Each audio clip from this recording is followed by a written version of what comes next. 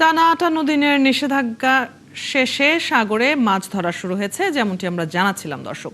আবারও সাগরে নেমেছেন জেলেরা।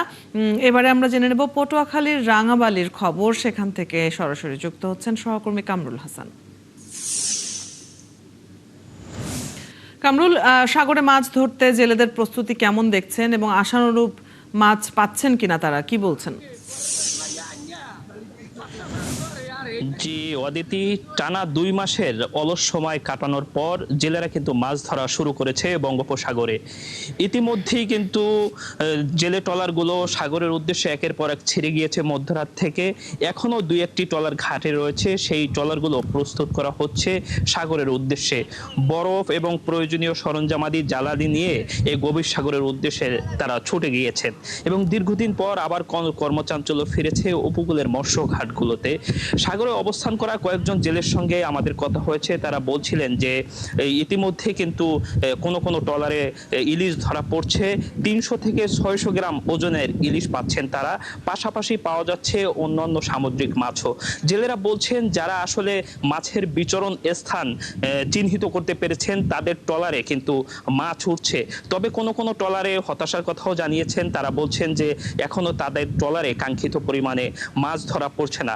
তবে প্রকৃত চিত্র জানা যাবে ট্রলার ঘাটে ফেরার পর, কারণ এই ট্রলারগুলো সাধারণত ৫ দিন থেকে ৭ দিনের জন্য সমুদ্র যাত্রায় গিয়েছেন। এই ট্রলারগুলো ঘাটে আসলেই বোঝা যাবে আসলে লাভ লোকসানের বিষয়টি, কারণ মাছের পরিমাণ, বাজার দর, যাত্রা ব্যয়ের হিসাব মিলিয়ে বোঝা যাবে লাভ লোকসানের বিষয়টি।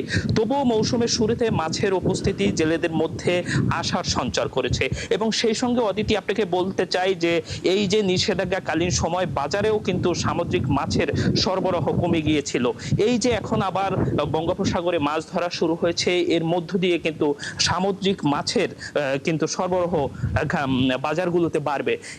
এই সঙ্গে আপনাকে অদিতি বলে রাখি যে মৎস্য বিভাগ বলছে ইলিশে এই যে সামুদ্রিক যে মাছ, এই মাছের প্রজনন নিশ্চিত হয়েছে, এর মাধ্যমে কিন্তু মাছের উৎপাদন এবং মজুদ বৃদ্ধি পাবে, এমনটি কিন্তু তারা বলছেন। তবে বিশেষজ্ঞরা বলছেন যে ইলিশে এই যে সামুদ্রিক মাছের আসলে কতটা প্রজনন নিশ্চিত হয়েছে তার উপরেই কিন্তু এই যে নিষেধাজ্ঞা ছিল এটি কতটা কার্যকর হয়েছে তার উপর নির্ভর করছে যে মাছের উৎপাদন এবং মজুদ বৃদ্ধি পাবে কিনা। যদি নিষেধাজ্ঞা অমান্য করে মাছ ধরে থাকে সেক্ষেত্রে কিন্তু এই নিষেধাজ্ঞা অনেকটাই অকার্যকর থেকে যাবে। এই ছিল আমার কাছে সবশেষ। অদিতি, ধন্যবাদ কামরুল। আপনার কাছ থেকে আমরা জেলেদের বর্তমান অবস্থা সম্পর্কে জানছিলাম। দর্শক, নিষেধাজ্ঞার পর জেলেরা মৎস্য আহরণে নেমেছেন, তাদের খবর নিয়ে যুক্ত ছিলেন সহকর্মী কামরুল হাসান।